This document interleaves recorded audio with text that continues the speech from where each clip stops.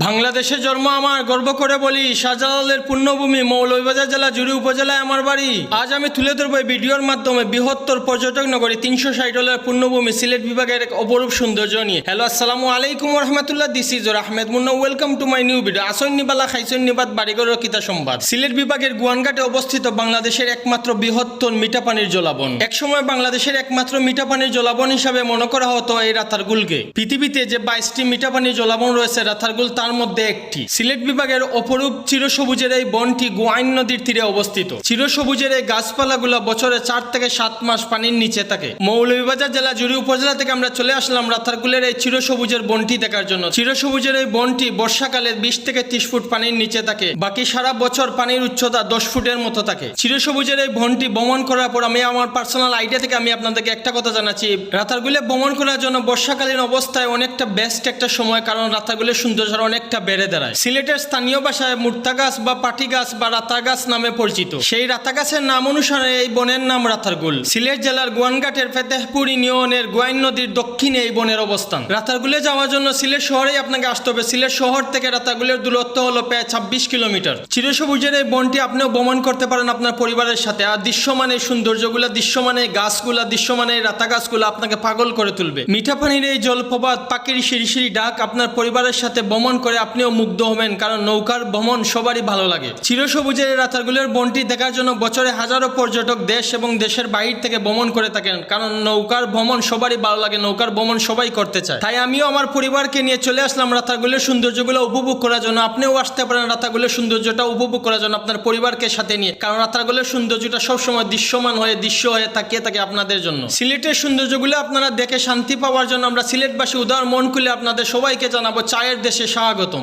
জুড়ি উপজেলা থেকে সিলেট জেলার গোয়াইনঘাটের গোয়াইন নদীর তীরে অবস্থিত এই রাতারগুল ঘুরে আজকের এই ভিডিওটা এই পর্যন্ত। ততক্ষণ সবাই ভালো থাকবেন, সুস্থ থাকবেন। আবার দেখা হবে, কথা হবে নেক্সট কোনো ভিডিওতে। আল্লাহ হাফিজ।